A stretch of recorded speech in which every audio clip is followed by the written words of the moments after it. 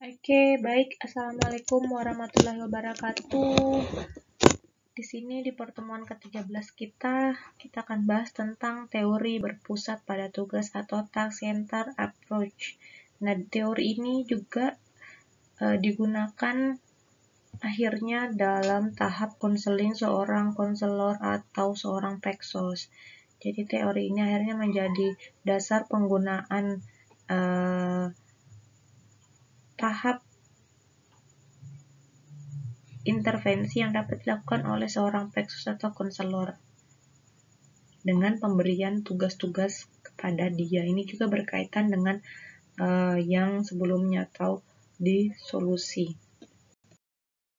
Oke, nah pendekatan berpusat pada tugas ini atau task center approach difokuskan dalam menetapkan kategori-kategori dari masalah yang ada. Nah, pendekatan ini mencoba untuk memperbaiki kekuatan-kekuatan dalam masyarakat guna menghadapi masalah yang dimaksud. Nah, dalam task center, peksos memecahkan masalah yang sekarang dihadapi atau dimiliki oleh klien. Nah, task center ini harus dapat menggambarkan bagaimana masalah ini bisa muncul dan bagaimana si klien akhirnya dapat menghadapinya. Jadi kira-kira bagaimana cara klien bisa menghadapinya ke depannya. Nah, bekerja dengan singkat, dengan batas waktu yang ditentukan merupakan aspek penting dalam pendekatan ini. Jadi, berpusat pada tugas ini dia range waktunya sangat singkat atau tidak banyak begitu. Jadi, dia hanya membutuhkan waktu yang simpel atau tugas-tugas yang simpel yang bisa secara realistis dilakukan oleh si klien. Nah, tujuan task center adalah hubungan kolaborasi atau kerjasama di mana kedua pihak, yaitu peksos dan juga klien, berkontribusi di dalam prosesnya. Jadi mereka bekerja sama antara mereka ini kita dan juga klien untuk berkolaborasi, bekerja sama, bergabung untuk menyelesaikan masalah yang dihadapi dengan klien dengan pemberian tugas-tugas atau melaksanakan tugas-tugas yang telah disepakati. Nah, pendekatan yang berfokus kepada tugas ini awalnya dikemukakan oleh Reid dan Epstein. Jadi, menurut mereka lebih memfokuskan diri pada proses konseling pemecahan masalah yang dilakukan agar efektif, yaitu dengan melibatkan klien. Jadi, menurut Reid dan Epstein itu, kenapa akhirnya teori ini muncul? Karena menurut mereka, konseling itu sangat membantu dalam penyelesaian masalah, dalam pemecahan masalah klien. Dan pelibatan dari klien itu sendiri lebih efektif ketimbang si peksosnya atau konselornya yang lebih aktif. Sehingga adalah pendekatan ini berasumsi bahwa klien perlu mengakui, menerima, bisa tertangani bila ada kerjasama. Jadi dia harus sadar, dia paham bahwa dia harus mengakui, dia harus menerima bahwa masalah yang dihadapi bisa ditangani bila bekerja sama. Tidak hanya bisa oleh kliennya sendiri atau peksosnya sendiri. Perlu ada kolaborasi. Nah, bisa didefinisikan secara jelas dari rasa ketidakpuasan klien dengan lingkungan sekitar serta adanya keinginan untuk berubah. Nah, rasa yang tidak puas tersebut dan juga rasa keinginan untuk berubah klien tersebut, akhirnya kita buatlah kerjasama. Kita libatkan si klien untuk menyelesaikan masalah yang ketidakpuasan itu menjadi puas dan yang ingin dirubah menjadi terubah dengan adanya kerjasama, dengan pemberian tugas, dengan klien melaksanakan tugas yang telah disepakati secara solid, secara bersama-sama. Oke, selanjutnya tujuan task center sendiri atau berfokus pada tugas sendiri ini yang pertama untuk membimbing atau melatih klien dalam menjalankan tugas-tugas kehidupannya dan agar klien mampu berdiri sendiri dan mempunyai kemampuan untuk memecahkan masalahnya sendiri. Jadi perlu kita ingat motonya Peksos, to help people, to help themselves. Jadi menolong orang itu agar dia mampu menolong dirinya sendiri. Jadi perlu diingat semua bahwa keberhasilan dari seorang pekerja sosial itu saat dia mampu menyelesaikan masalahnya tanpa datang 2 kali lagi dengan masalah yang sama kepada Plexus, tapi dia boleh datang 2-3 kali dengan masalah yang berbeda saat solusi yang sebelumnya tidak bisa digunakan untuk masalah yang berikutnya. Jadi, saat ada klien kita datang dengan masalah yang sama, dengan kita memberikan solusi yang sama, berarti di situ ketidakberhasilan kita dalam membantu klien atau menyelesaikan proses pertolongan kita, karena akhirnya yang kita sudah berikan dia tugas-tugas, sudah kita berikan dia cara-caranya, tahapan-tahapannya menyelesaikan masalah, dia tetap datang ke kita, berarti ada yang dia tidak pahami dari yang sudah kita ajarkan. Harusnya tuh dia sudah bisa menyelesaikan masalah sendiri berdasarkan yang pernah kita ajarkan. Kalau masalahnya setipe kali ya, maksudnya bisa memang diselesaikan dengan solusi yang pernah kita berikan, tidak jauh-jauh banget begitu. Oke, lanjut. Nah, keyakinan dasar tentang harkat dan martabat manusia dalam pendekatan berpusat pada tugas memiliki corak tertentu sebagai berikut. Jadi dia punya kayak ciri khas tertentu lah si pendekatan berpusat pada tugas ini atau task center ini. Yang pertama, setiap manusia itu berhak mempunyai setumpuk pandangan sendiri, menentukan haluan hidupnya sendiri, serta bebas untuk mengajar kepentingannya sendiri selama tidak melanggar hak orang lain. Jadi, ciri khas pertama untuk keyakinan dasar dari pendekatan ini, bahwa setiap orang itu pasti punya pandangan sendiri, makanya kita punya nilai manusia itu unik. Setiap orang itu beda-beda, punya pandangan sendiri berdasarkan latar belakang agamanya, sukunya, apapun yang telah dia pelajari, lingkungannya, bahasanya, dan lain-lain. Nah, sehingga dengan pandangannya akhirnya dia punya sebenarnya persepsi untuk menyelesaikan masalahnya sendiri begitu. Hidupnya mau arah kemana, kemudian dia mau tatoan ke, atau mungkin dia mau dia mau keluar negeri kayak contohnya, atau dia mau bercerai kayak, itu semua dia punya pandangan sendiri terhadap penentuan hidupnya tanpa melanggar hak orang lain begitu.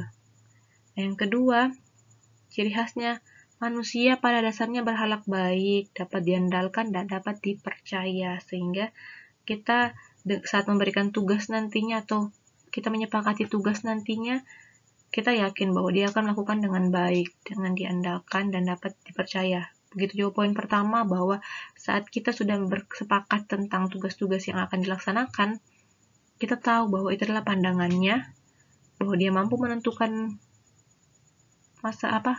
menentukan haluan hidupnya dan dia tidak melanggar hak-hak orang lain.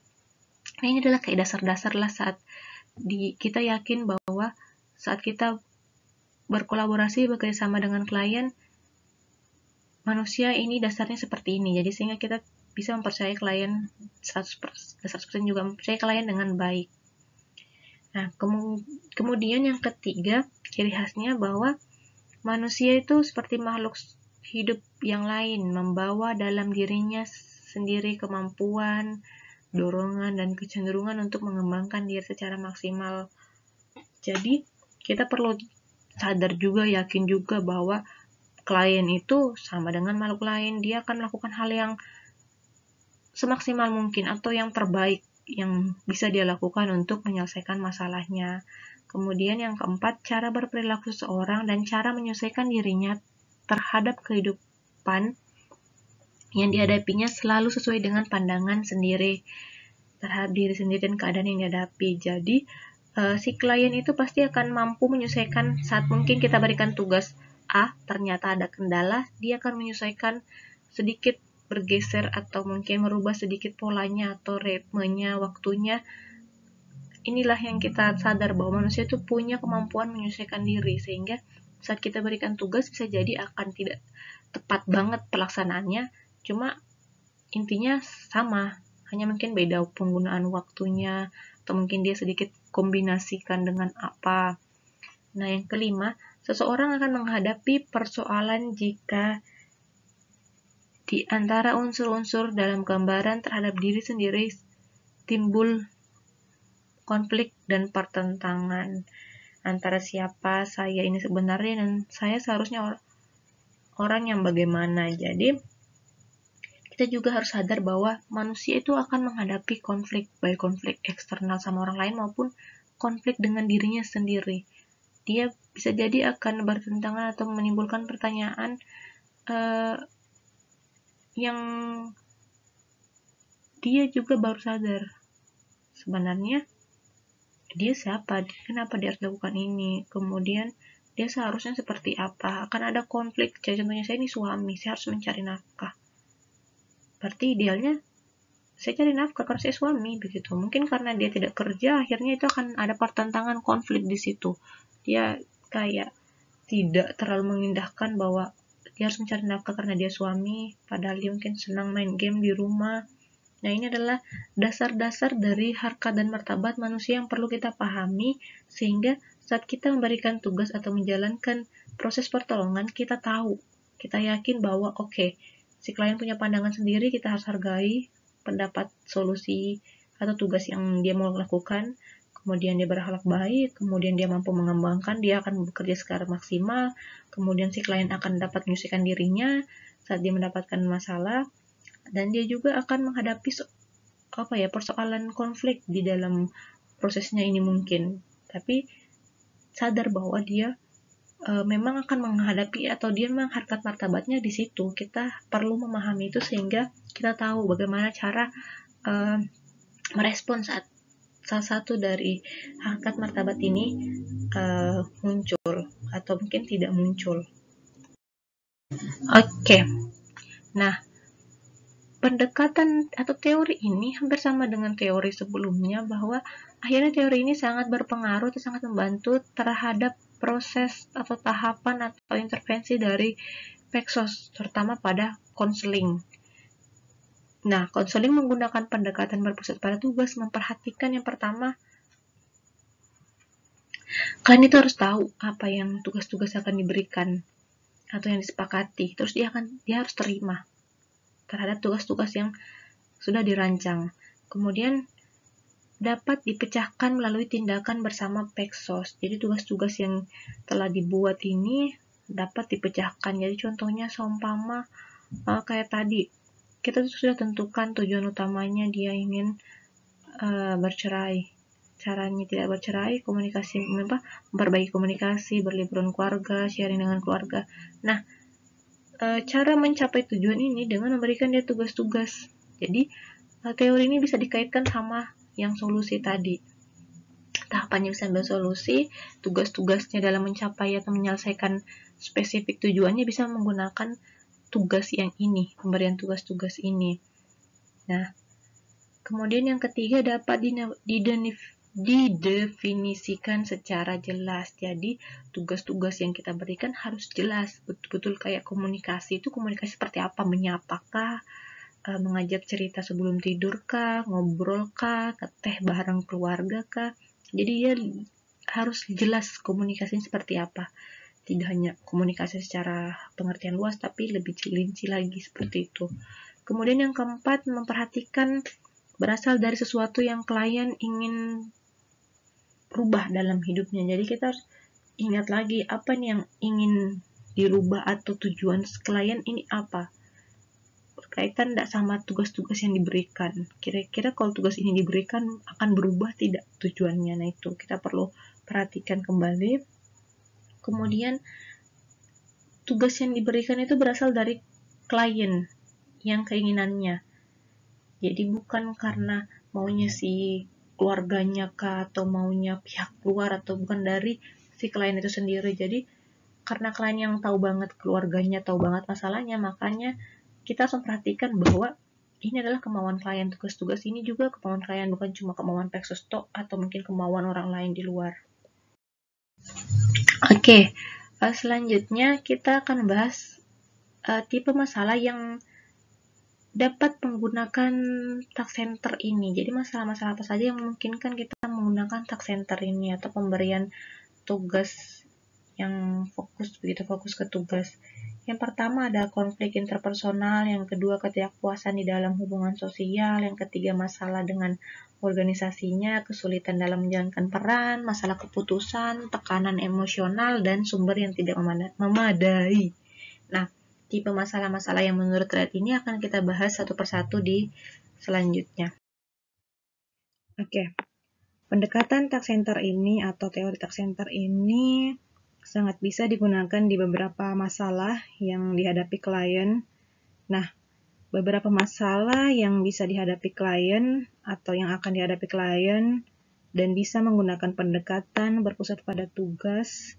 Di antaranya pertama ada namanya konflik interpersonal. Nah, konflik interpersonal ini adalah kondisi yang ditimbulkan oleh kekuatan yang saling bertentangan. Ingat, saling bertentangan di antara dua orang. Jadi ada pertentangan, ada perbedaan antara A dan B, atau orang satu dan dengan orang dua. Istilah konflik interpersonal sendiri diterjemahkan dalam beberapa istilah. Ada yang bilang konflik interpersonal ini yaitu di mana dua orang ini mengalami perbedaan pendapat, ada yang bilang persaingan, bahkan permusuhan.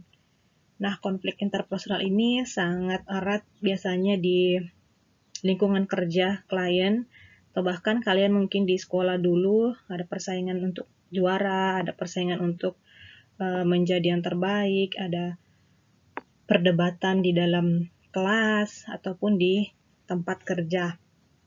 Nah, dengan menggunakan pendekatan berpusat pada tugas, kita sebagai pekerja sosial sangat bisa membantu klien kita untuk bisa meminimalisir perbedaan atau pertentangan-pertentangan yang akan terjadi di klien saat dia di tempat kerjanya atau dimanapun dia berada.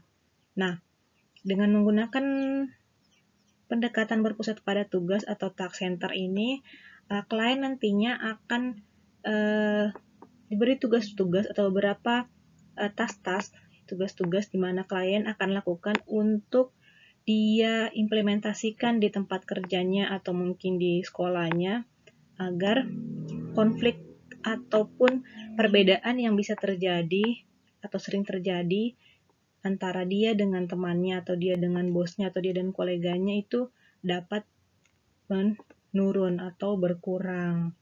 Jadi memang ada beberapa dari kita manusia yang kayak sering atau sangat atau selalu berkonflik atau bertentangan dengan orang karena keegoisan atau karena merasa dirinya lebih, sehingga konflik-konflik atau pertentangan-pertentangan itu terjadi di antara dua orang. Nah, perlu adanya tindak lanjut agar tidak menjadi hal yang sangat merugikan antara klien dan orang yang satu. Sehingga perlu intervensi dari pekerja sosial agar dia terhindar dari yang bisa melukai atau mengarah ke tindak kekerasan. Oke, selain tadi ada masalah interpersonal atau konflik interpersonal yang bisa menggunakan pendekatan task center, di sini juga ada masalah terkait relasi sosial yang tidak puas.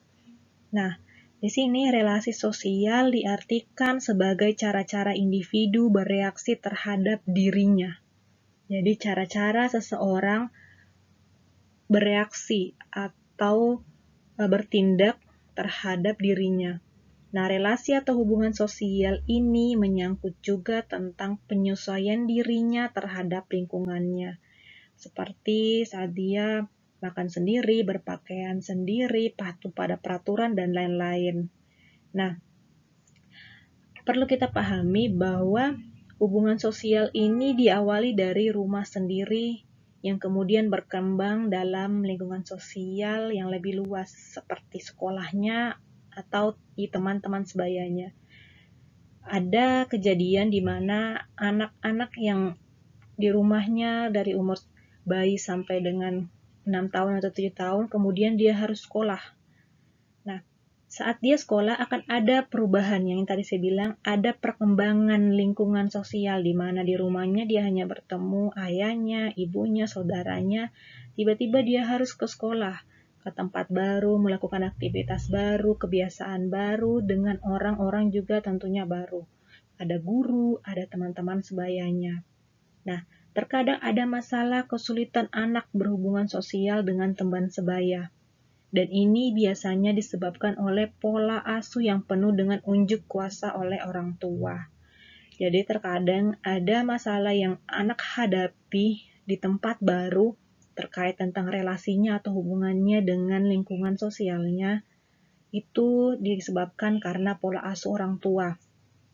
Nah, situasi kehidupan dalam keluarga berupa pola asuh orang tua yang salah ini pada umumnya masih bisa diperbaiki oleh orang tua itu sendiri, bisa melalui bantuan pekerja sosial ataupun gurunya. Tetapi perlu dipahami bahwa situasi pergaulan dengan teman-teman sebayanya itu terkadang cenderung sulit diperbaiki.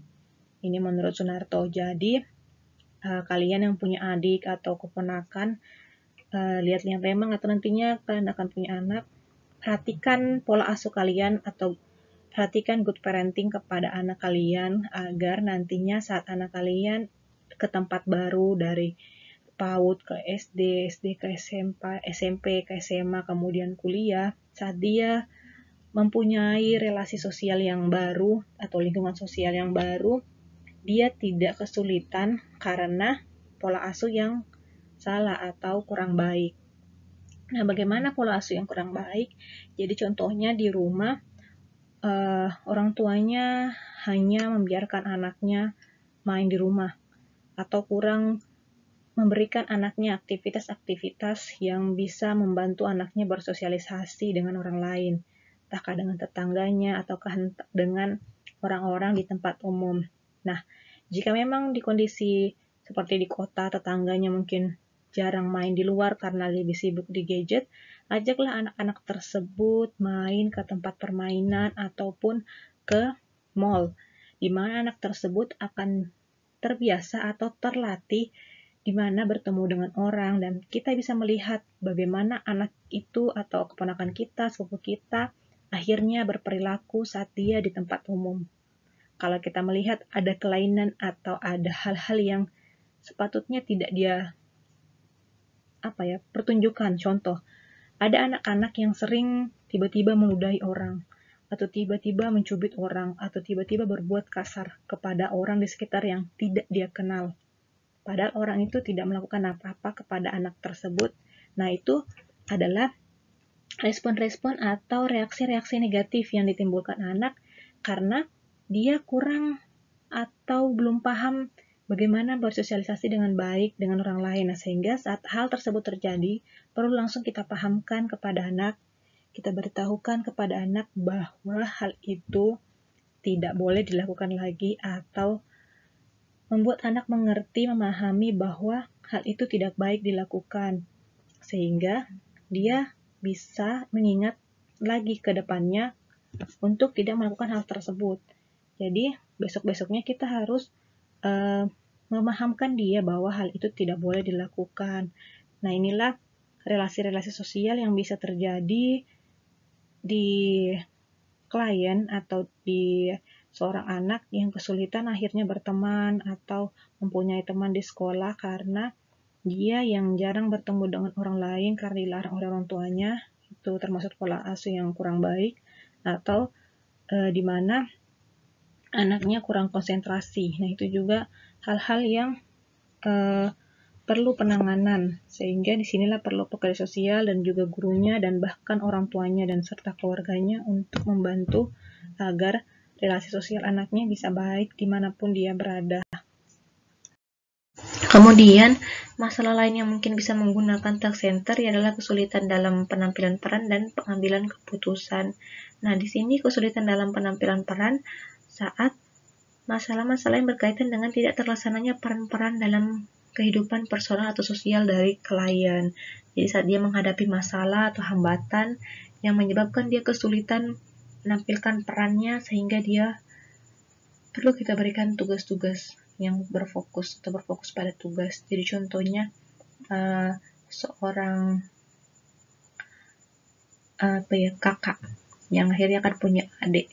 Nah, saat dia mempunyai peran baru, mungkin dia mengalami hambatan karena dia tidak punya percontohan, sehingga kita berikan dia tugas-tugas dengan pertama saat ibunya hamil, kita berikan dia contoh boneka bayi, cara menyayangi adik atau bayi, nantinya belajar agar anak memanggil adik. Jadi akhirnya saat adiknya lahir, dia tidak cemburu atau bahkan menyakiti adiknya karena dia sudah terlatih dengan tugas-tugas yang sudah diberikan.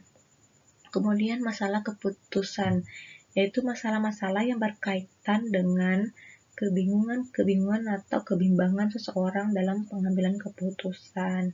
Nah, di dalam pengambilan keputusan, seorang konselor itu harus bisa mengatasi masalah dengan cara memegang teguh prinsip-prinsip etika dan nilai yang ada dalam masyarakat untuk menjadi pegangan dalam pengambilan keputusan. Jadi, di sini kita juga bisa memberikan tugas-tugas sebelum dia mengambil keputusan. Saat dia bimbang, dia akan menulis dulu. Contohnya kita berikan dia tugas, tulis dulu masalah-masalah yang dihadapi. Kemudian kebingungannya apa, bimbangnya apa. Contohnya dia ingin antara menikah dan kuliah lagi. Dia akan menulis positifnya kalau dia menikah dulu, dan negatifnya kemudian saat dia bekerja dulu. Positifnya apa, negatifnya apa. Atau di sekolah lagi.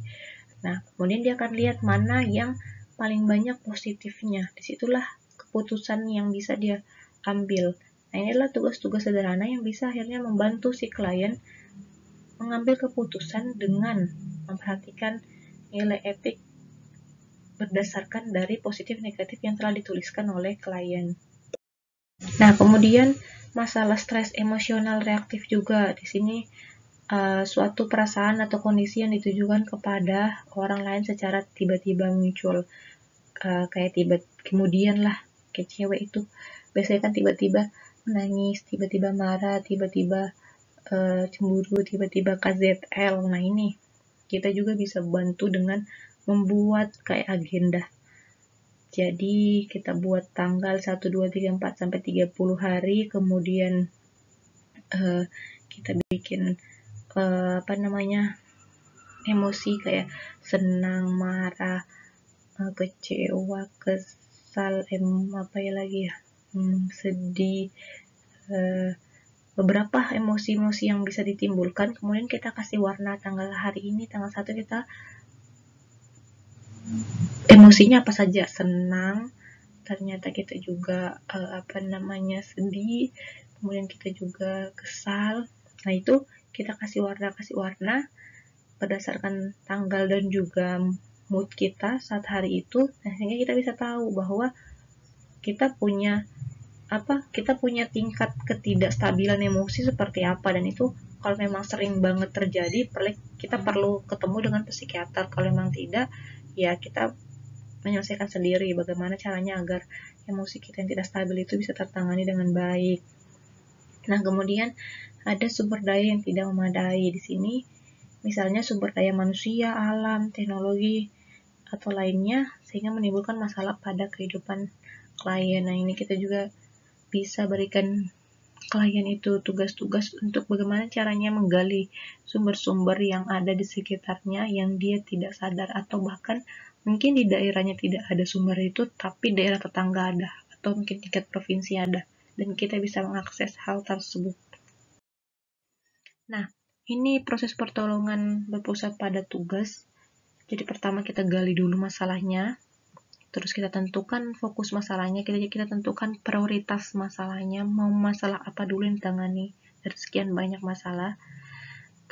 Terus kita menentukan tujuannya. Kemudian setelah tujuan-tujuan ini kita tentukan, dari fokus masalah ini kita lanjutkan dengan persetujuan. Berdasarkan tujuan-tujuan kita ini, yang mana nih yang pertama kita tangani. Selanjutnya kita mengembangkan dan menyetujui tugas-tugas dari tujuan yang akan kita atau telah kita setujui. Dari contoh, menggali masalah, ternyata masalahnya malas belajar, kemudian malas ke sekolah, kemudian sering absen. Nah, fokus masalahnya kita akan ke malas sekolahnya dulu, karena kalau kita cuma buat dia rajin belajar tapi malas sekolah sama saja bohong. Kita buat dia rajin mengerjakan tugas, kalau dia malas ke sekolah sama saja bohong. Jadi kita pertama fokusnya di dia rajin ke sekolah dulu. Nah, tujuannya itu agar dia naik kelas, agar dia dapat pekerjaan yang baik ke depannya, agar nilainya bagus. Itu tujuan-tujuannya. Nah, persetujuannya saat keluarganya oke, dan klien juga oke, si anaknya oke, kita akhirnya membuat tugas. Bagaimana caranya anak bisa rajin sekolah? Oke, pertama dengan merubah mungkin jam tidurnya. Anak ini bisa jadi malas sekolah karena dia sering begadang, sehingga dia malas bangun pagi. Sehingga kita buat dia tidur lebih cepat, kemudian kita bangunkan dia, kita buatkan dia sarapan, kita tanya dia setiap hari, kita ajak dia cerita tentang bagaimana di sekolah, atau mungkin apa kendalanya di sekolah, kita buat dia ikut les, sehingga dia akhirnya kesulitan yang ada di sekolah, atau mungkin ada guru yang susah dia pahami, dia bisa mengerti pelajaran di sekolah dan akhirnya pede ke sekolah karena dia sudah dapat di tempat les, contohnya itu. Terus si anak akan melaksanakan tugas yang telah disepakati, disetujui, kemudian akan mereview tugas sebelumnya bagaimana nih dia telah berhasil melaksanakan tugas. Contohnya tugas pertama, kita akan mengembangkan atau menyetujui tugas-tugas lainnya lagi. Selanjutnya tugas apa lagi setelah dia setelah dia les, setelah dia dirubah jam tidurnya, kemudian setelah diberikan sarapan, ya anak itu sarapan sebelum ke sekolah, kemudian anak itu pulang sekolah tepat waktu atau tidak singgah-singgah main game lagi saat pulang sekolah. Nah, ini adalah tugas-tugas yang akhirnya satu persatu akan diselesaikan. Kalau memang tugas yang sebelumnya dikasih belum maksimal, masih 60%, contohnya saat dia melaksanakan tugas pertama yaitu tidur lebih awal, tapi dia ternyata masih tidur jam 10, 11, 12 dan akhirnya terlambat ke sekolah, kita akan review tugas sebelumnya dan mengulang lagi tugas itu sampai dia tahap dia bisa tidur lebih cepat dan ke sekolah dengan rajin atau tidak loyo, tidak malas lagi ke sekolah. Nah, setelah itu berhasil, setelah direview akan dilanjutkan dengan tugas selanjutnya, direview lagi. Jadi, review pelaksanaan tugas ini bisa sampai 5 kali bahkan lebih. Jadi, tugas-tugas itu hanya sekali. Bisa jadi berkali-kali tugas diberikan, atau bisa jadi satu tugas itu akan berkali-kali dilaksanakan, direview, kemudian dikembangkan lagi kira-kira cara agar dia lebih bisa tidur tepat waktu seperti apa, kemudian direview lagi, kemudian cara kedua tidak berhasil, kita pakai cara ketiga, jadi sampai akhirnya akan ada pengakhiran atau evaluasi, jadi sampai tujuan kita berhasil bahwa anak itu rajin ke sekolah. Oke, hal-hal penting sendiri yang perlu kita pahami sebagai pekerja sosial dalam praktek teori task center ini. Yang pertama, menerima pengalaman manusia. Jadi kita sebagai pekerja sosial harus siap mendengarkan cerita klien saat proses asesmen atau saat proses menggali masalah. Saat klien menceritakan tentang pengalaman dia, tentang hal-hal yang dia hadapi, kita harus menerima, tidak menjudge, tidak ilfeel, atau tidak bereaksi negatif terhadap pengalaman klien kita. Kemudian kita harus mencari solusi yang terbaik yang klien pilih berdasarkan opsi-opsi yang bisa kita berikan kepada klien saat kita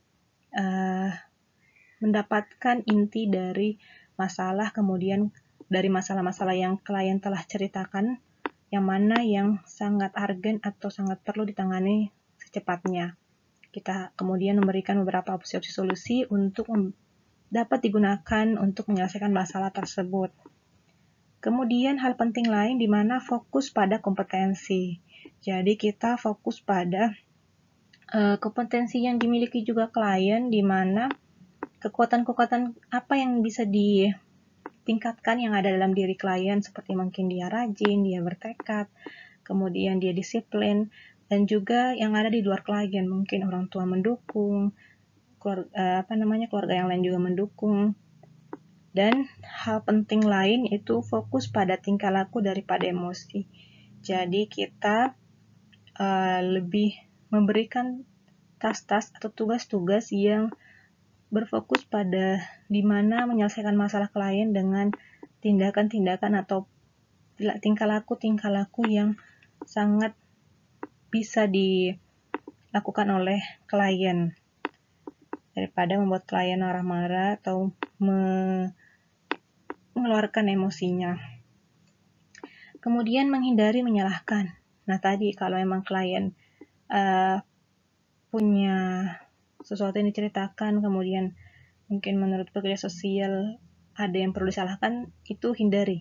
Jangan sampai mengeluarkan kata-kata menyalahkan klien, bahkan keluarganya ataupun orang di sekitarnya.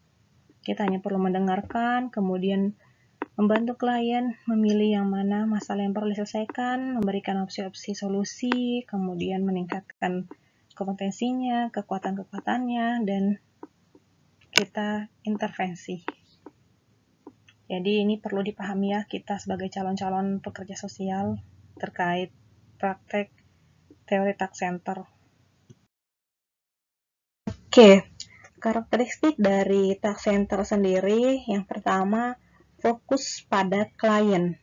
Klien kita ini sebagai agen utama atau agen perubahan, di mana klien yang menetapkan masalahnya apa dan melaksanakan perubahan. Jadi saat kita melakukan proses pertolongan, mulai dari kita asesmen, menggali masalah, sampai terminasi, itu agen utama perubahannya itu adalah klien kita. Jadi saat klien menceritakan tentang masalahnya, kita akan memberikan kayak kesimpulan tentang hasil dari cerita klien itu. Masalah yang dihadapi klien itu adalah ABC. Kemudian untuk menetapkan mana yang akan diselesaikan pertama, A, B, atau C, itu klien yang tetapkan. Contohnya dia pengen diselesaikan masalah A-nya dulu.